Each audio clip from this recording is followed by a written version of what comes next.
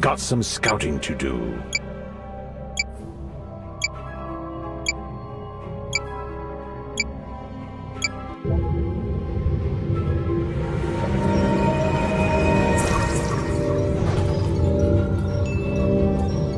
Hi, how you doing? Hi, Jay. You know, they say you can tell a lot about a person just from their handshake. I'm guessing you're a garbage expert, right?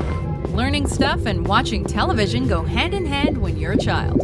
Welcome to WatchMojo.com, and today we're counting down our picks for the top 10 educational TV shows for kids. Well, the sun's a hot star, and Mercury's hot too. Venus is the brightest planet. Earth's home to me and you. For this list, we're choosing educational children's television shows based on a mix of their popularity, the quality of their educational content, and their longevity. Don, what are you doing with that wig? Well, it's an Einstein wig, and it's going to make me smarter. Yeah, well, you have to be smart enough to put it on your head. Oh, well, it's all relative. Well, I'm glad you're not a relative of mine. Not even remotely? Speaking of that, take the remotely and turn off Beekman. Number 10, Arthur. What did I win? Everyone's favorite aardvark brings together a host of characters as they face important issues and learn valuable lessons. Oh, I'm so exhausted. Could you please bring a very, very rich girl a pillow? Join Arthur, his insufferable little sister DW, his friends, and his family as they tackle peer pressure, learning disabilities like dyslexia, and a myriad of other subjects for their viewers to see and learn from. No, reading first, George. Leonardo da Vinci was born in... In addition to these topics, younger viewers are introduced to different cultures and religions through a diverse set of characters. Do you know why we Jews celebrate Yom Kippur? It's when we ask for forgiveness for all the mistakes we've made. So, what are you, Franco? Perfect? Number 9, Schoolhouse Rock. In the mornings when I'm usually wide awake, I love to take a walk through the gardens and down by the lake, where I often see a duck and a drake. And I wonder as I walk by just what they'd say if they could speak. What better way to learn than with a little rock and roll? Schoolhouse Rock is a series of animated musical shorts that cover a wide variety of subjects presented in song. Conjunction, junction, what's your function? Hooking up words and phrases and clauses. From grammar and science to math and history, we sang along with the conjunction boxcars and with that little old Bill who just wanted to become a law. It's not easy to become a law, is it? No, but how I hope and pray that I will. But today I am still just a bill. He signed your bill. Now you're a law. Oh, yes! Schoolhouse Rock aired in between programs on Saturday mornings, making sure to grab the attention of all youngsters. The Great American Melting Pot. The Great American Melting Pot. Number 8, Zoboomafoo. Let's hit the water. Martin, Chris, I don't think there's any room. What do you mean? It's just us and the otters. No, there's a jaguar in there now. If you love animals and grew up in the 90s, you know the Krat brothers. While we love Krat's creatures and wild Krats with their exotic settings and wildlife, Zoboomafoo tops all Krat brothers shows thanks to the introduction of our favorite talking lemur.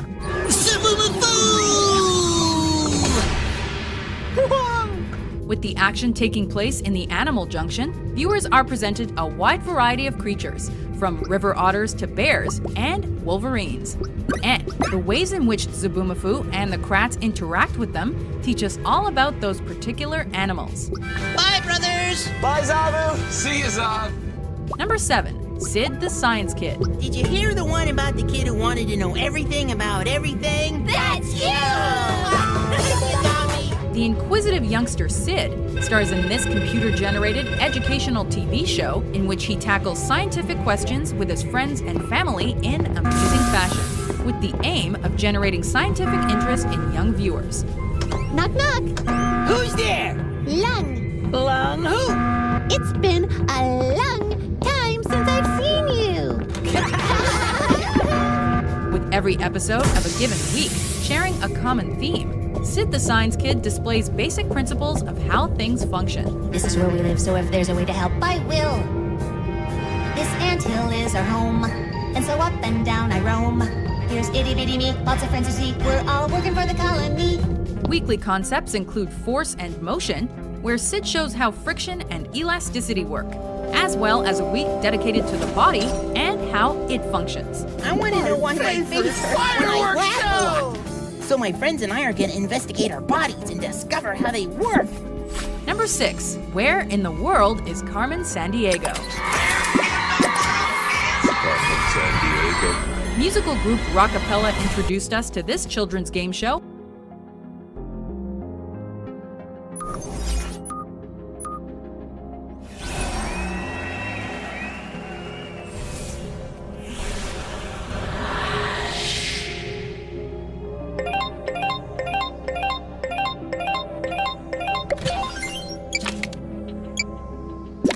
The best bait is not a bait.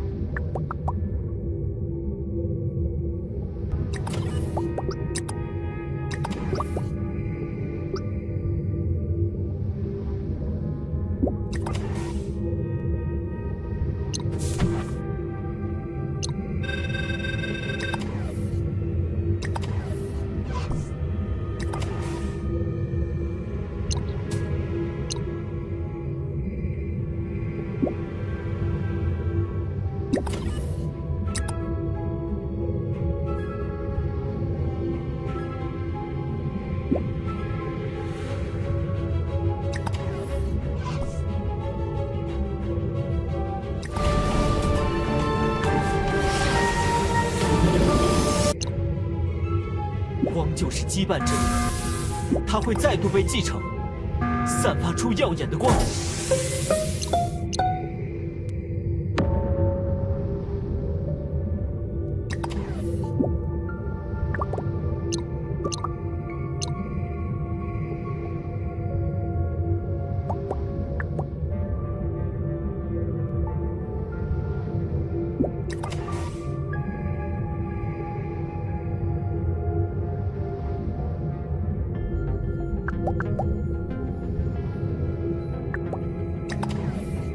光就是羁绊之力，它会再度被继承，散发出耀眼的光。我会超越所有看不起我的家伙。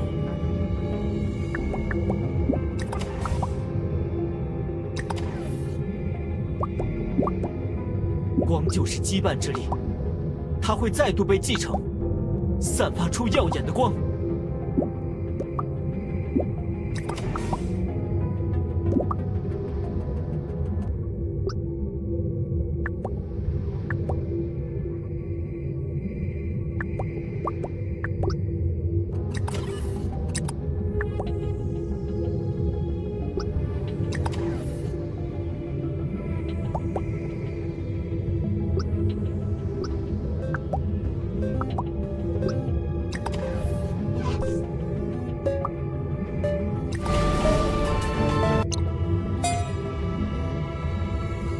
光就是羁绊之力，它会再度被继承，散发出。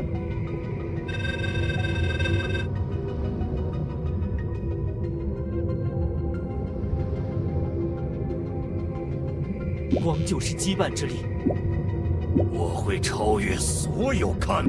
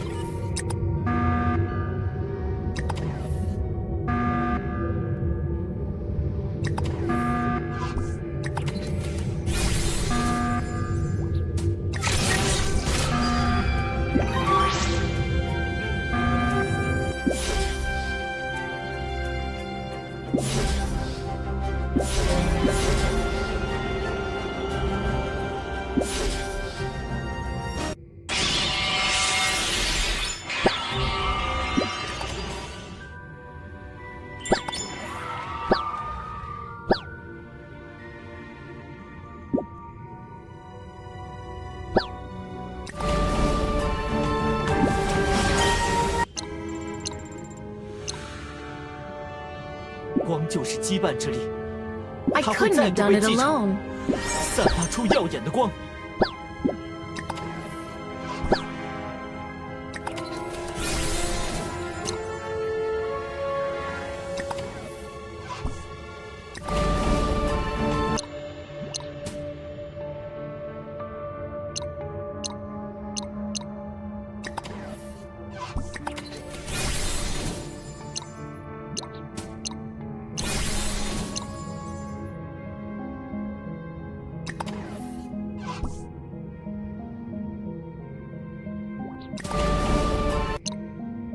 光就是羁绊之力，它会。我会超越所有看不起我的家伙。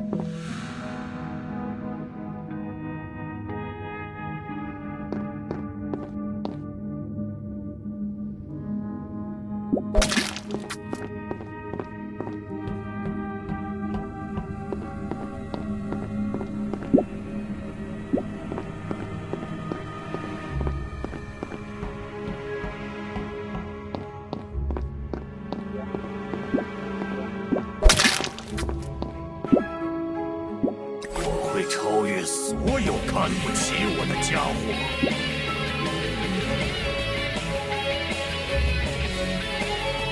光就是羁绊之力，它会再度被继承。羁绊之力散发出耀眼的光，被继承。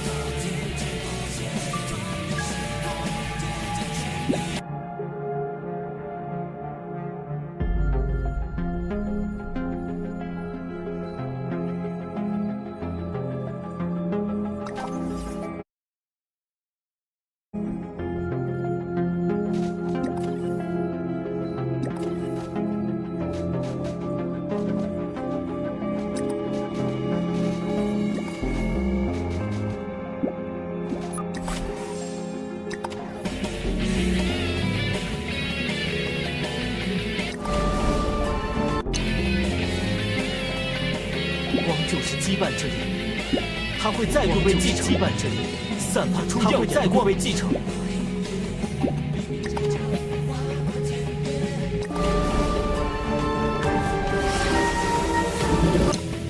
光就是羁绊之力，它会再度。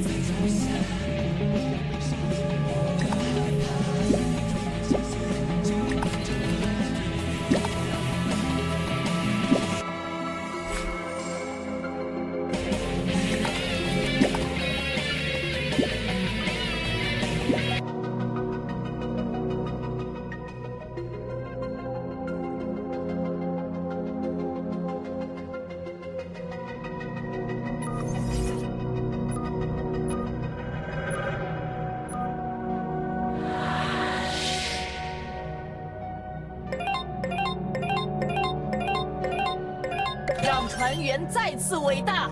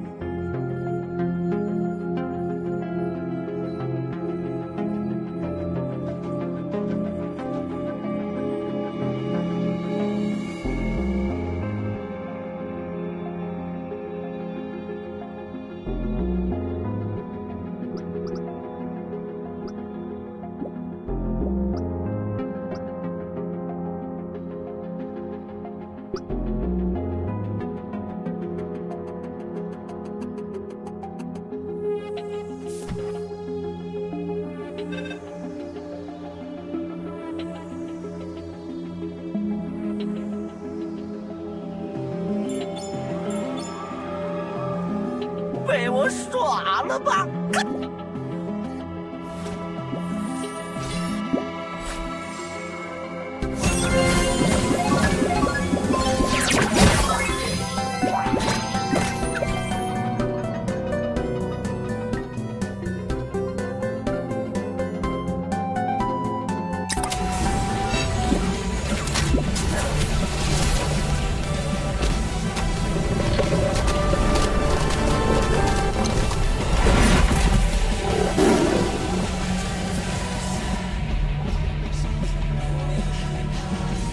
光就是羁绊之力。我会超越所有看不起我的。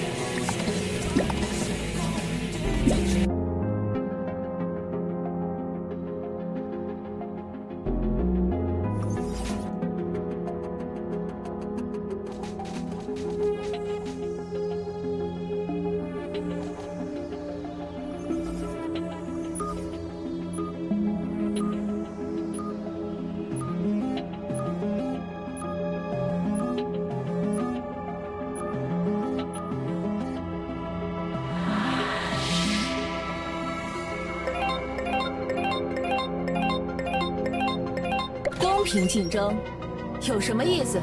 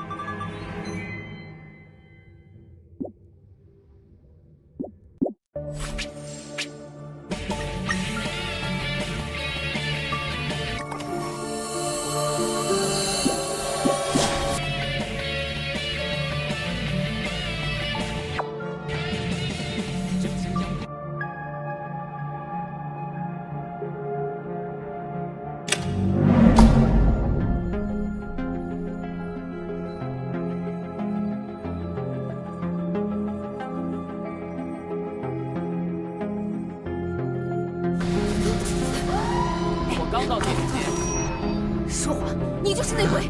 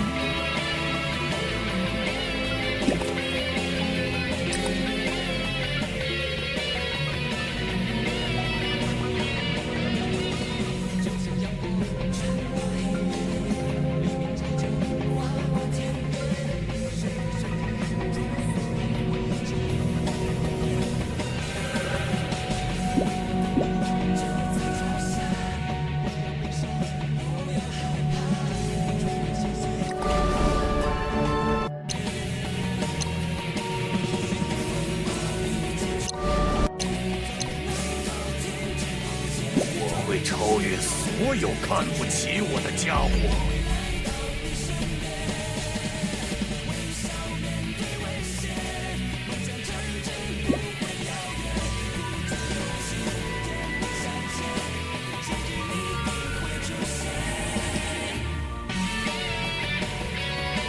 光就是羁绊者。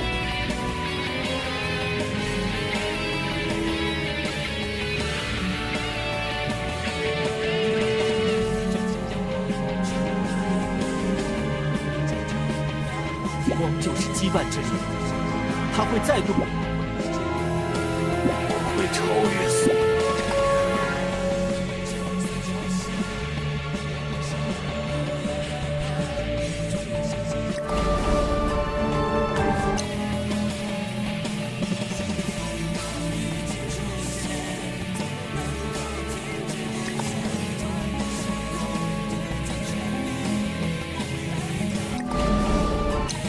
光就是羁绊之力。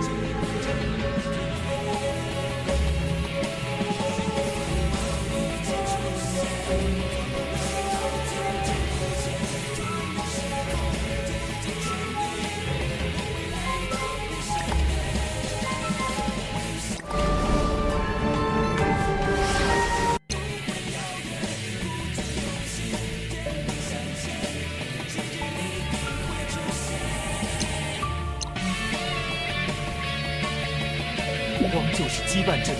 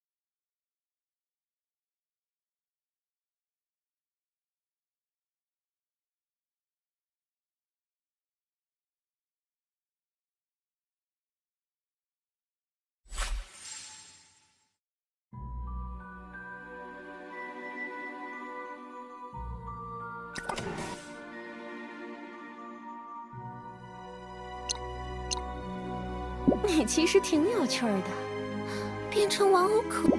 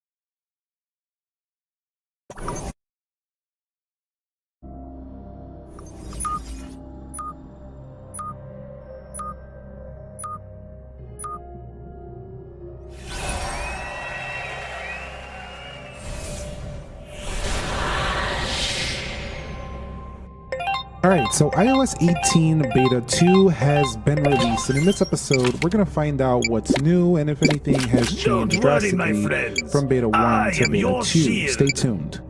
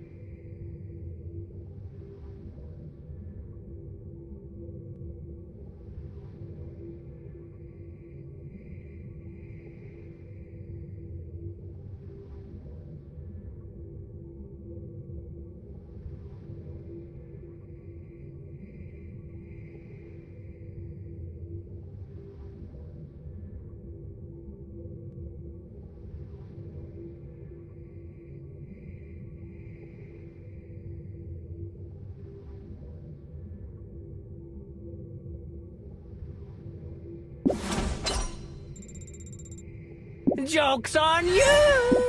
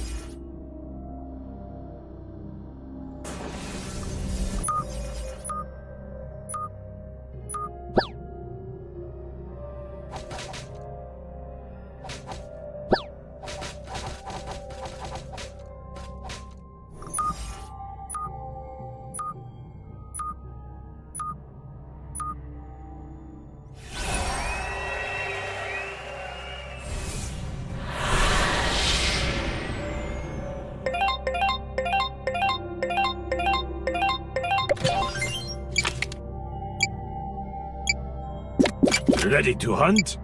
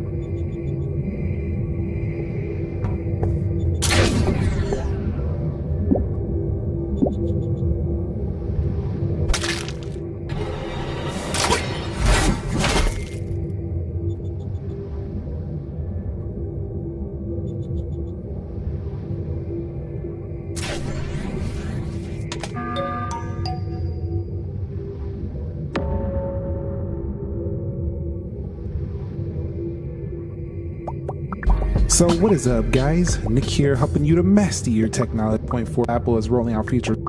So what is up? There's a whole list from already. If I head over here into settings here, we're gonna go ahead and hit update now. You'll have to punch in your passcode. All right, so on our previous iOS 18 beta 1, Geekbench scores came in at 2889 on the single year, but I'm gonna it takes a there, it's on the light mode. Now we'll take a look at the widgets a little bit later, but let's go ahead and confirm the build number here. All right, so if we go here to the build number, you'll see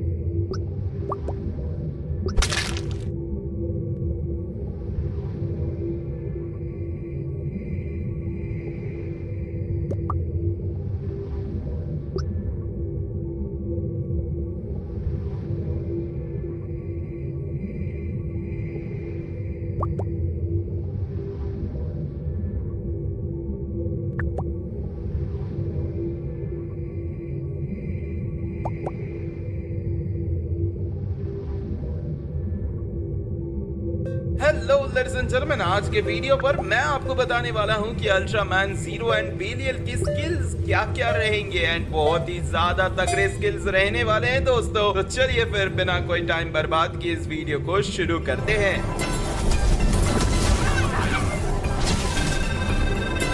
okay, तो सबसे पहले ही बात करते हैं हम Ultraman बेलियल को लेकर।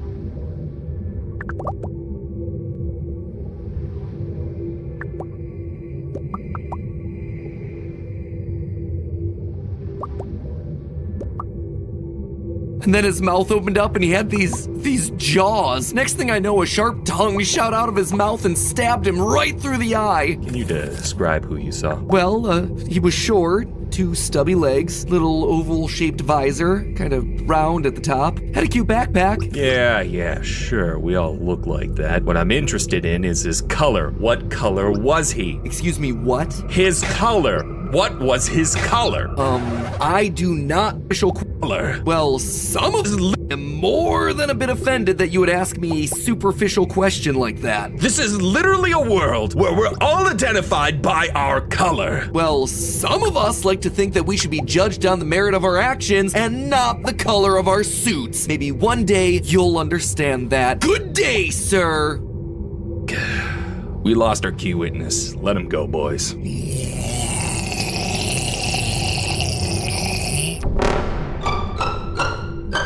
Hello, Internet! Welcome to Game Theory, where the only sussy thing is not brutally murdering that subscribe button. Whoa, what are we doing here? An Among Us video? What is this, like 2020? Nope, no need to check the date on your watch page, loyal theorists. Today we're jumping back onto the Skeld with a new video on everyone's favorite multiplayer deduction game, Among Us. Why now, of all times? Honestly, it's because of the new Netflix movie, Glass Onion. There's an Among Us joke in like the first 10 minutes. Blanc, I saw you go in the engine room.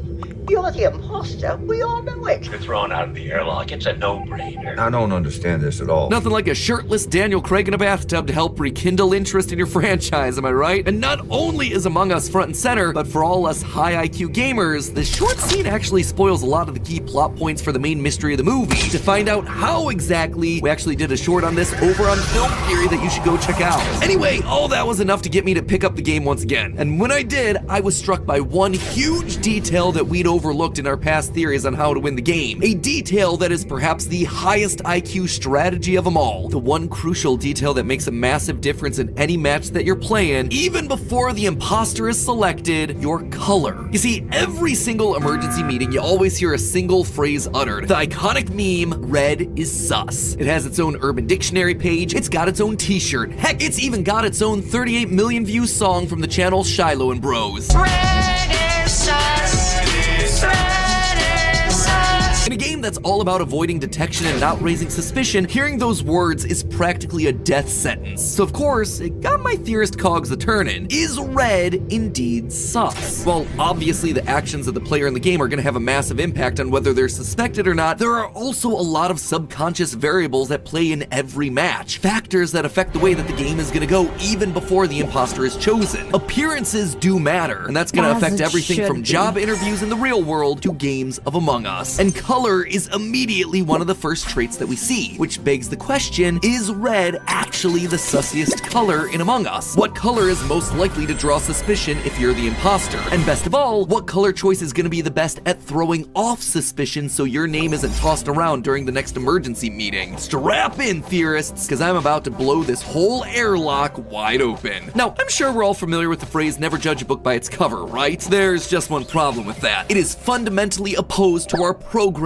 as human beings. We are designed to make snap judgments based on immediate appearances. It is essentially a leftover survival instinct. If something looks dangerous, it's best to avoid it for our own survival. And one of the first factors that we're gonna process is color. Color psychology is the study of how colors affect human mood and behavior. For instance, studies have shown that white-colored pills are associated with greater pain relief, and red pills are associated with stronger stimulant properties. Other studies have shown that the color red can prompt people to react with greater speed and force. Something as simple as color can even affect your performance on a test. When college students were given one of 3 colored numbers, red, green, or black, and then asked to take a simple test, those with the red numbers scored more than 20% lower than those presented with either the green or black numbers. That is a huge difference, all from witnessing a different color prior to taking the test. On the complete other end of the spectrum, colors like blue have shown themselves to have a calming effect on people. Some studies have even shown that looking at the color blue literally release endorphins that help you physically calm down. All of these very real effects happening simply by looking at different colors. So, given that science has proven time and again that we have both physical and mental reactions to color, how can we use this knowledge to our advantage in a game like Among Us? Which color is most likely to trigger your crew member's suspicions? Well, believe it or not, but one of the most sus colors isn't red, it's actually yellow.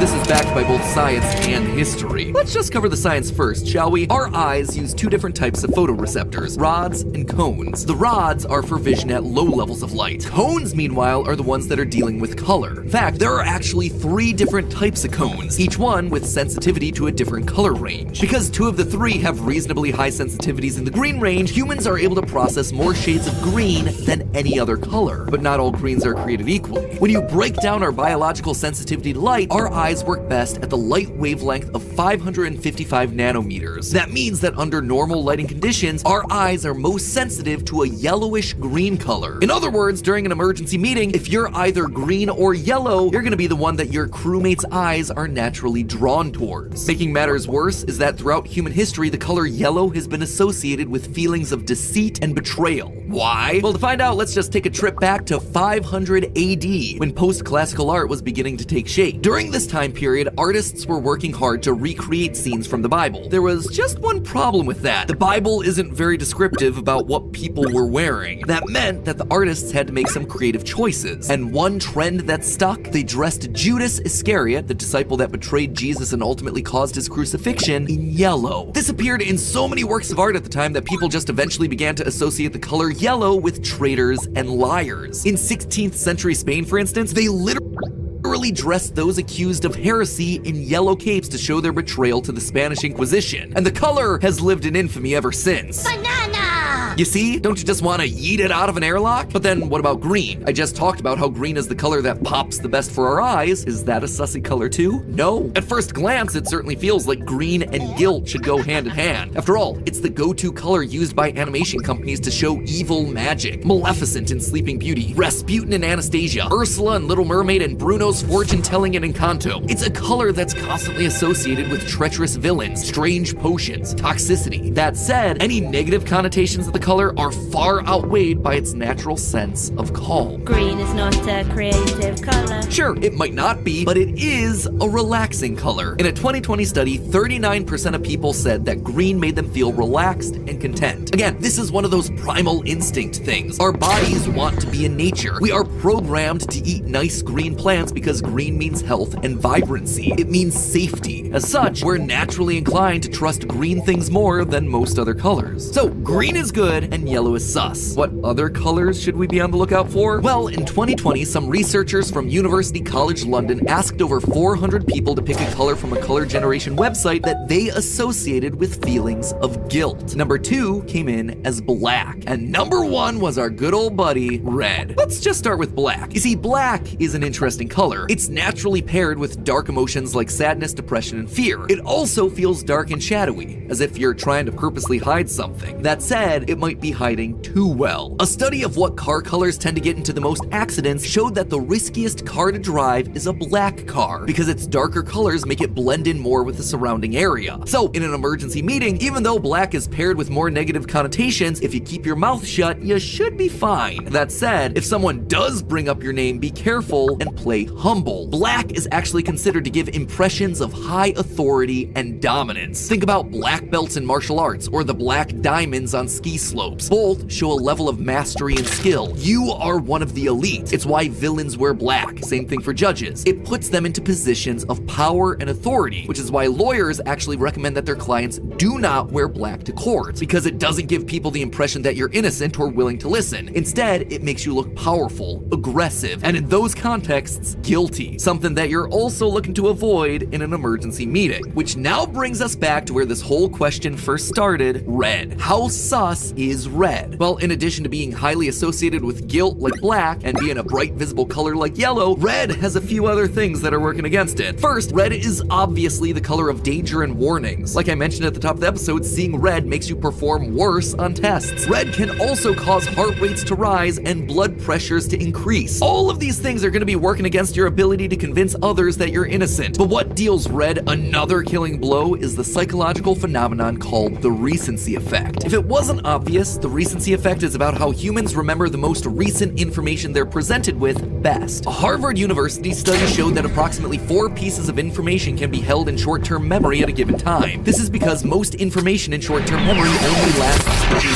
15 and 30 seconds, meaning that people are going to tend to rely more heavily on the last few things they've seen when making a decision. How's that at all related to Among Us? Well, both the emergency meeting button and the animation it creates use the color red, which immediately gets people thinking about that color in a negative and suspicious light. Red is the color on the top of everyone's mind going into the meeting because it's the one that they literally just saw flash across the screen. But the final nail in Red's coffin? The psychological effect of priming. Priming is when you expose the brain to something which then influences how you react to something else. Probably best explained through an example. If I show you these 3 words, noodle, bowl, stew, and then I ask you to complete this word, S blank blank P, what do you think you're gonna say? Science shows that you're most likely to say the word soup over the other completely acceptable answer of soap, because I've already activated a bunch of words in your brain around the idea of soup. Noodle, bowl, stew. Your brain has been primed to think about soup. If I had done the exact opposite and said bath, bubble, shampoo, now I'm able to switch your brain's priming and you would have been more likely to have thought soap first. It can also be something as simple as saying the phrase, I've always subscribed to the belief that soup is better than stew. By saying the word subscribe, I've actually primed you for that idea so that later in the video, when I ask you to subscribe, you're more likely to do it. Anyway, how does any of this apply to Among Us? Well, red is front and center in the game's artwork. He's the icon for the game on Twitter. He is the first color that people think of when they think of characters from this game. And not only is he the most prominent, he's also the most likely to be visualized as the imposter in all the marketing. Take a look at their holiday merch page. The first thing you see is red as the imposter with fangs and a long tongue. There are 2 t-shirts with red having an imposter shadow or holding a knife. Heck, the official Among Us VR page on Steam has red standing over a dead crewmate telling us to keep our mouths shut. Everything is priming your brain to connect the idea of red and imposter, so that when the time comes to suggest who to yeet out of the airlock, red is always going to be the one that people pay attention to and throw under the bus. So if your goal when you become the imposter is to win, the best thing to do is start steering clear of red, black, and yellow. All of this being said, what color should you be picking if you don't want to immediately be called out? Well, there are 2 routes depending on your gaming style. If you're an experienced player who wants to be involved in the emergency meetings, choose blue. Not only does the color blue release relaxation endorphins into the brain, it's also the color that science repeatedly shows is the most closely associated with trustworthiness. There is, however, one more solution that can keep you out of trouble, and that's by staying out of the minds of your fellow players. In 2021, the game updated to add 6 more colors to the roster: maroon, rose, coral, gray, tan, and banana.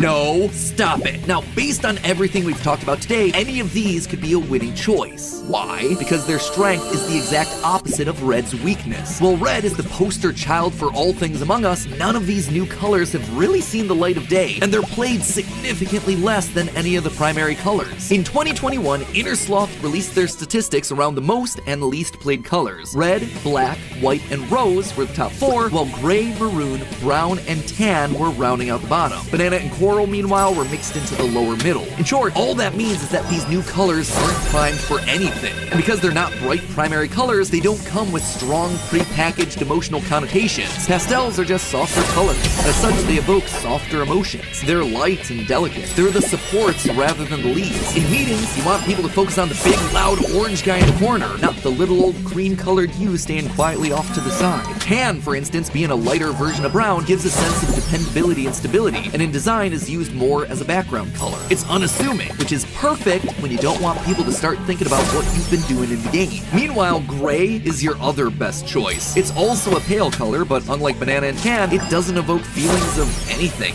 really. Gray is just the most blank of blank canvases. Also, have you taken a look at the maps recently? They all lean heavily into the grays as a color choice, which makes a lot of sense. It's a lot of machinery, spaceships, space stations, all things made out of gray metals. Other characters will notice a green character running past them, but gray, not so much. And this holds true in real life, too. Gray cars are actually the second least likely to be noticed on the roads because they blend in with their surroundings. So, there you have it. If you want to give yourself the best chance of not being called sus, your best choices are the newer, lighter colors like gray, tan, and banana. These are going to be doing the best job of keeping you out of the interrogation spotlight as long as you manage to keep your mouth shut. Blue, meanwhile, is a strong secondary choice, especially if you plan on being a more active player. But the biggest takeaway of all is that the memes are true. It is a self-fulfilling prophecy. Top dog of sussiness is in fact the king of the memes, Red. Not just because he's popular, but because people naturally associate Red with guilt, with warnings, and because Inner Sloth has been sabotaging Red every single game from the start with their marketing. It's not just a meme, it's science and psychology. But hey, well, it's certainly useful to know every possible strategy on how to kill off your crewmates one by one. Gotta admit, it's a little inefficient. Imagine what sort of strategies you could pull off if you had a whole army of imposters. Fortunately, thanks to today's sponsor, you don't have to imagine anymore. Let me introduce you to Rise of Kingdoms, the real-time strategy game that also requires real-world logic in order to win. I know that a lot of people prefer to switch off their brains when they're playing video games, but I really enjoy games that push the logical part of my theorist brain. Things that keep me sharp and ready for when the next theory tries to sneak past me like an imposter. In Rise of Kingdoms, you get to build an army of history's most elite soldiers, be they Viking barbarians, Roman warriors, or, thanks to the latest update, the incredibly powerful and intelligent Egyptians. Personally, I really love using the Egyptians, despite their heavy use of yellow, which might seem a bit sus. Their description literally reads, strategic and undoubtedly sophisticated, amazing craftsmen with innovative weapons and technology, which, gotta admit,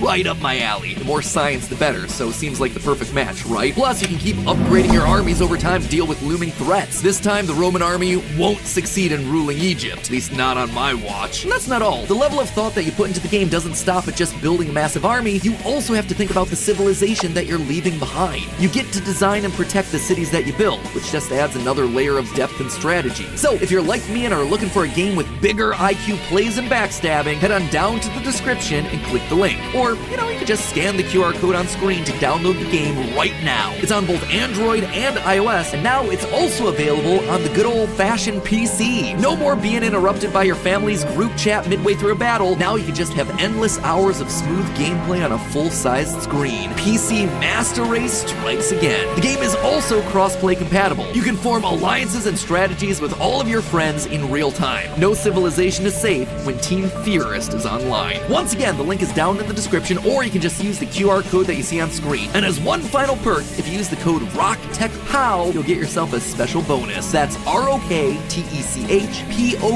because it's Rise of Kingdoms, technology is power. So head on over there, tell them Team Theorist sent you, and let's build the biggest alliance that this game has ever known. I'll see you out on the battlefield. And as always, my friends, remember, it's just a theory. A game theory. Thanks for watching.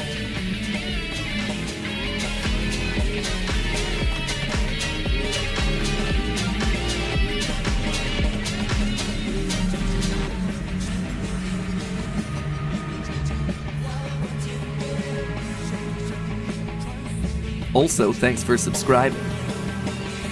This is a Pokemon. Now, for those of you who aren't familiar, that's a picture of Nurse Joy, one of the most famous, most beloved characters to come out of the Pokemon anime. I mean, this is a character who dates back to like episode 2 of the series, so she's been kicking around for a long time. And sure, she looks like a human, talks like a human, behaves like a human, but by the end of this video, you're gonna be convinced that Nurse Joy is in fact a fully catchable Pokemon. Roll that intro!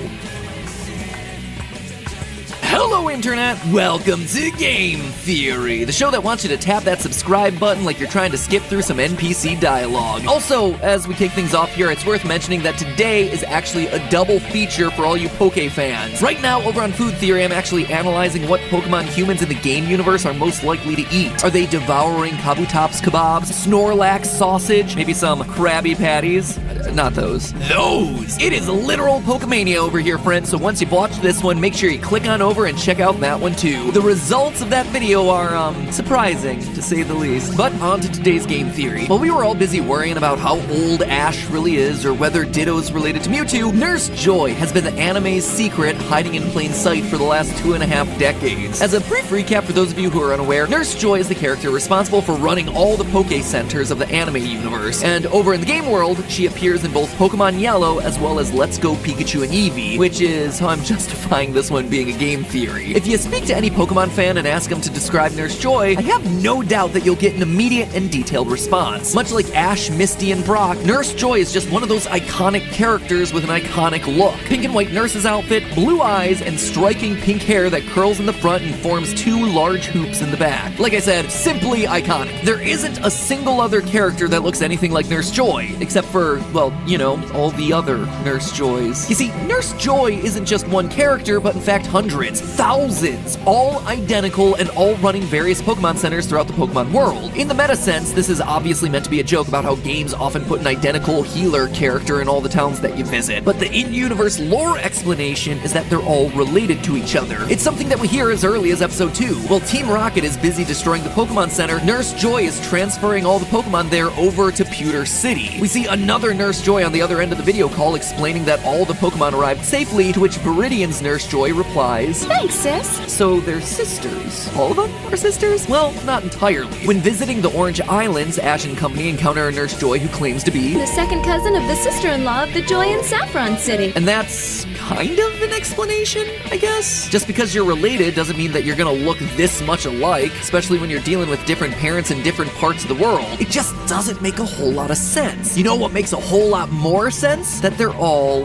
Pokemon. In the Pokemon world, identical children is actually the norm, not for humans, but for Pokemon. Look at this army of Pikachus, this flock of Pidgeys, Ash's Charmander versus Richie's Charmander. They are practically interchangeable. Every Chansey in every Poke Center in pretty much every episode, they all look the same. And if Nurse Joy was also a Pokemon, her legion of identical family members would make much more sense. But you know that I wouldn't be making this episode if that was all the evidence I have. That, my friends, is just the start. The thesis. By the end of today's episode, you're going to be convinced that Nurse Joy should be getting an entry of her own into the National Dex. First, I want to point out that not only are all Nurse Joys practically identical, they're also all female. This would be a weird, highly improbable event for humans, but for Pokemon, it's actually the expected outcome. In episode 28 of the Diamond and Pearl series, we meet Paige and Marnie, 2 daughters of a Nurse Joy, which, actually reveals Joy to be their last name rather than the first name. Never really thought about that one. Anyway, Paige and Marnie Joy. Notice anything unusual about these two? They're identical to their mother. We even see their father, Karsten, in this episode, and, doesn't look like anyone took a dip in that gene pool. Normally, when you have a child, that child shares half their genetic makeup with the mother and half with the father, resulting in a look that's roughly a combination of the two. With Nurse Joy's kids, though, that's clearly not the case. And guess where else we see this happen? In Pokemon species. Back in Gen 2 of the games, we were introduced to Pokemon breeding. And when you breed 2 Pokemon together, the baby will always be the same species as their mother. Not only that, but the babies will look just like a smaller version of their parents. I mean, look at that little guy. Oh, how cute is he? Oh, you're so cute. Yes, you are. Oh, you were so cute until you got retconned by Pichu. Yes, you did. Sorry, where was I? Oh, yeah. So if Nurse Joy was, in fact, a Pokemon, we would expect all of her children, regardless of the father, to be mini versions of Nurse Joy, which, go figure, is exactly exactly what we see in the anime. Instead of it being a statistical improbability, it actually would be the expected result. And like I alluded to earlier, it also explains both kids being female. The introduction of breeding in Gen 2 also brought with it the introduction of biological sex, because Nidoran male and female from Gen 1 didn't count, apparently. And as you would expect, most Pokemon have both male and female variants, but there are a few species that are only one sex, all entirely male or all entirely female. All female Pokemon include the likes of Jinx, Kangaskhan, and on the settings app Chansey. icon on your home screen. Or update the iOS update tab of iPhone or plugged into your computer, and that your computer is connected to the internet. If you're using a Mac with Mac OS Catalina or later, open the Finder.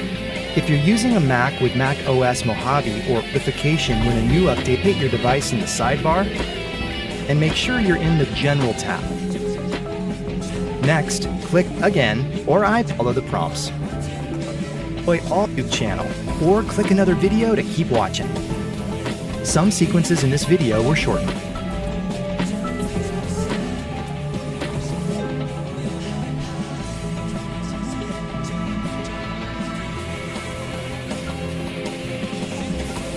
And how to update it using your computer. Before you start, make sure you back up your device, plug it into power, and connect to Wi-Fi. If you're using a Mac or Windows computer to update your device, you'll need a compatible cable.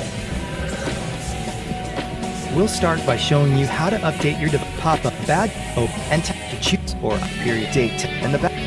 You will pad to your Mac with Mac update. Sure you're in the notification. Otherwise, look date is available here. Open iTunes. You might receive a notification when a new update is available, which you can click to start the update process. Otherwise, locate your device in the sidebar and make sure you're in the General tab. Next, click Update. Then click Update again and follow the prompts.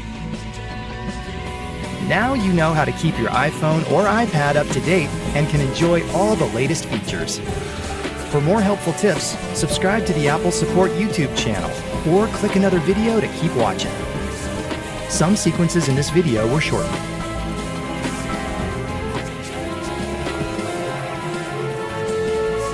In an emergency, you may not be able to call emergency services if you're out of cellular and Wi-Fi coverage.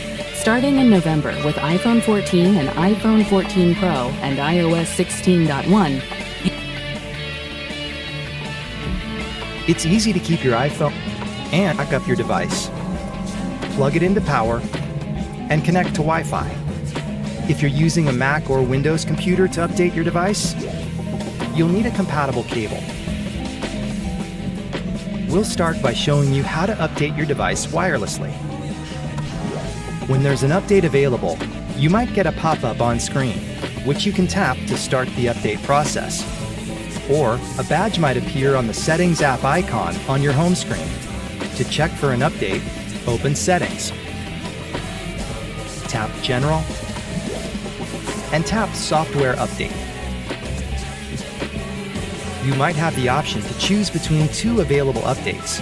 If you'd like to continue using the version of iOS or iPadOS that's currently on your device, you can still install important security updates for a period of time.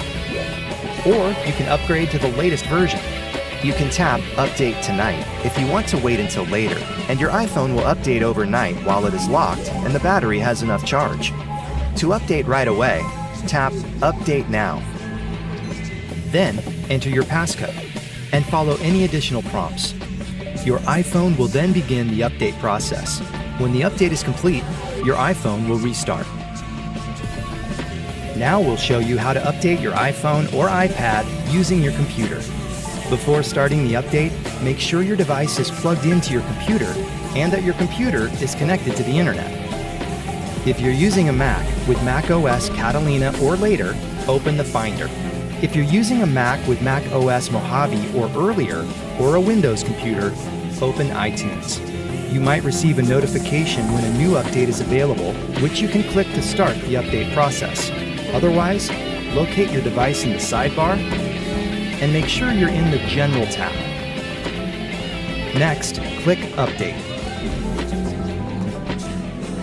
Then click Update again and follow the prompts. Now you know how to keep your iPhone or iPad up to date and can enjoy all the latest features. For more helpful tips, subscribe to the Apple Support YouTube channel or click another video to keep watching. Some sequences in this video were shortened.